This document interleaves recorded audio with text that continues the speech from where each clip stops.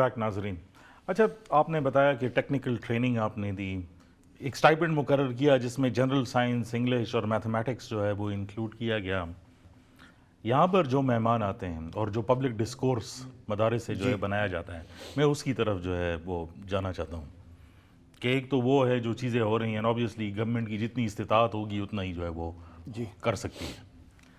बयानिया ये है कि ये बेसिकली वेस्टर्न एजेंडा है और उसके ज़रिए जो है मदरसों को जो है वो कंट्रोल जो है वो किया जाता है या किया जाना चाह रहा है। पब्लिकली तो यही स्टांस जो है वो सामने आता है। मेरा सवाल ये है कि आप जब इनके साथ मीटिंग्स जो है वो करते हैं, क्योंकि इस प्रोग्राम पे भी आकर और पब्लिकली भी बहुत सारे मदारिस के जो हेड्स हैं या वफाक के हेड्स हैं, उन्होंने ये बात की कि भाई ये एक वेस्टर्न एजेंडा है और जो मदारिस का जो सोल एम है वो ये है कि वो दीनी तालीम की तरफ जो है वो कंसंट्रेशन जो है वो करे। उसमें असरी तालीम अगर आ जाए तो बेहतर है, नहीं है तो कोई प्रॉब्लम जो है वो नहीं है, लेकिन गोल उसका ये है। लेकिन ये वेस्टर्न एजेंडा जो है वो लगता है। What is your answer to that?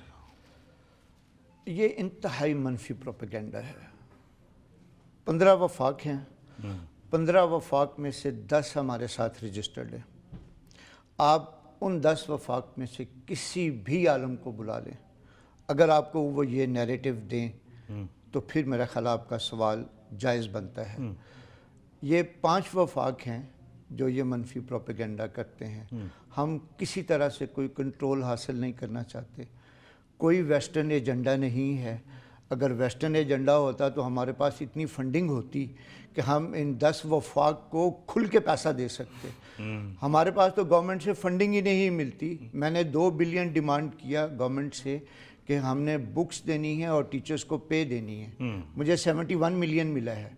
अगर ये वेस्टर्न एजेंडा होता तो मुझे 2 बिलियन की बजाय 5 बिलियन मिला होता। पहली बात तो ये। दूसरी बात ये, वेस्टर्न एजेंडा क्यों होगा? वो क्यों चाहेंगे कि हमारे बच्चे बड़े काबिल बने, साइंटिस्ट बने, इंजीनियर बने? उनका कौन सा एजेंडा है? ये हमारा मुल्की एजेंडा है, हमारे नेशनल एक्शन प्लान का एक जुज़्व है, लाजमी जुज़्व है कि हमने मदारिस को रिफॉर्म करना है, उनको रजिस्टर करना है, उनमें असरी अलूम को शामिल करना है। और ये जो असरी अलूम हैं ये भी दीनी तालीम को अफेक्ट किए बगैर हैं। ये बात बड़ी समझने वाली है कि हमने दरस निज़ामी को छेड़ा तक नहीं है। उनको छेड़े बगैर ये 3 मज़मून हमने साथ शामिल किए हैं। और ये कहना कि कंट्रोल हासिल करना, मैं इसके ऊपर ये जवाब दूंगा कि कौन सा मुल्क है जहाँ पे मदारिस मादर पिदर आज़ाद हैं? सऊदी अरेबिया आइडियल है ना हमारे लिए, उनका निज़ाम पढ़ लें।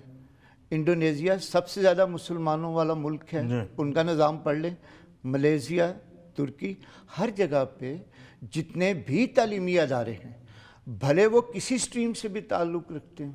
हमारे यहाँ 3 मेन स्ट्रीम्स हैं ना, प्राइवेट एजुकेशन सिस्टम है, गवर्नमेंट का है, मदारिस हैं।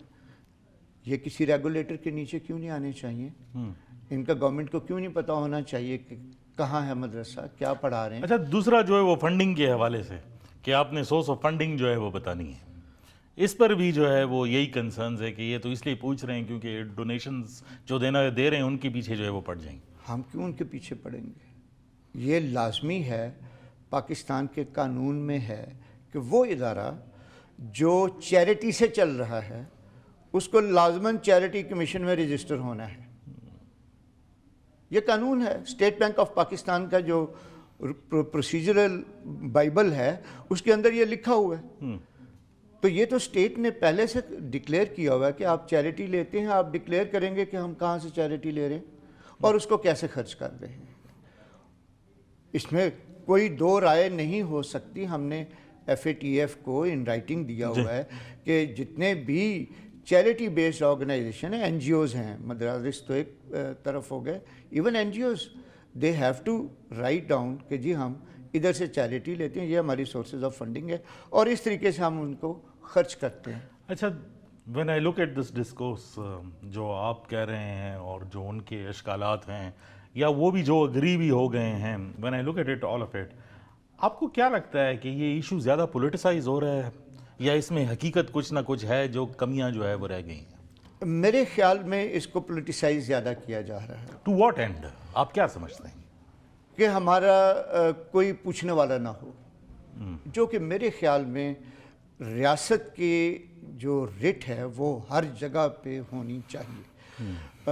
مدارس کو رجسٹر کرنے میں کسی کو کوئی پرابلم نہیں ہونا چاہیے، اور ہم نے تو یہ بھی ابھی کہا کہ ضروری نہیں کہ مدارس ڈی جی آر ای کے ساتھ رجسٹر ہوں۔ ہم ان 5 وفاق جو ہمارے ساتھ رجسٹر نہیں ہیں، 10 وفاق تو رجسٹر ہیں، 10 ڈگری اوارڈنگ انسٹیٹیوٹ بھی رجسٹرڈ ہیں۔ جو 5 وفاق نہیں بھی رجسٹر، ہم ابھی جو صوبائی حکومتیں ہیں ان کو یہ کہہ رہے ہیں کہ جی آپ لیجسلیشن کریں اور دونوں آپشن کھلے رکھیں۔ جو 1860 سوسائٹیز ایکٹ کے تحت رجسٹر ہونا چاہتے ہیں، بھلے وہ اس ایکٹ کے تحت رجسٹر ہو جائیں، اور جو ڈی جی آر ای کے ساتھ رجسٹر ہونا چاہتے ہیں وہ ڈی جی آر ای کے ساتھ رجسٹر ہو جائیں، بٹ رجسٹر ضرور ہوں۔ آئی انڈرسٹینڈ دیٹ، اصل میں ٹائم کم ہے، لیکن ون لاسٹ کوشچن، یہ پرابلم زیادہ تر کے پی اور بلوچستان سے آ رہا ہے کہ نہیں؟ نہیں، یہ کسی ایک خاص صوبے کے ساتھ یہ پرابلم نہیں ہے، یہ اکراس دا کنٹری ہے، کیونکہ 5 وفاق جو ہیں جو رجسٹر نہیں ہو رہے ڈی جی آر ای کے ساتھ، وہ تو پورے پاکستان میں۔ اچھا، اس میں سے کچھ وفاق والے جن سے ہماری بات چیت ہوئی اور اسی پروگرام کے پلیٹ فارم پر ہوئی، انہوں نے کہا کہ ہم نے تو رجسٹریشن کر دی، لیکن ہماری جو ذیلی شاخیں ہیں ان پروونسز کے اندر، انہوں نے ہمارے خلاف ہی پریس کانفرنسز جو ہے وہ کر دی۔ نہیں، ایسی کوئی بات نہیں ہے۔ میں یہ کہوں گا ان 5 وفاق کے ذیلی مدارس ہمارے ساتھ ڈائریکٹلی رجسٹر ہو رہے ہیں، بیکاز کون نہیں چاہتا کہ مدارس کے بچے پڑھ لکھ کے جاب مارکیٹ میں اچھی جگہ پہ اچھی پوزیشنز کے اوپر جائیں؟ کون نہیں چاہتا؟ یہ سب کے بینیفٹ میں ہے۔ اس قوم نے ترقی کرنی ہے تو ہمیں آنے والی نسل کو دینی تعلیم کے ساتھ عصری تعلیم بھی دینا ہوگی، یہ لازم ہے۔ جی، بہت شکریہ آپ کے ٹائم کا، for taking out the time in explaining to اس۔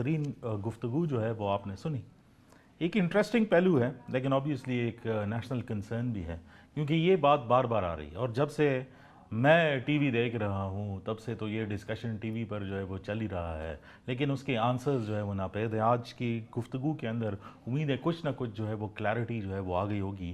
اتنا ٹائم اس ڈینس ٹاپک کے لیے جو ہے وہ کم ہے، کوشش کریں گے کہ دوبارہ بھی ڈاکٹر صاحب کو بلائیں اور اس پر تفصیلی جو سوالات ہمارے رہ گئے ہیں اس پر مزید جو ہے وہ گفتگو ہو سکے۔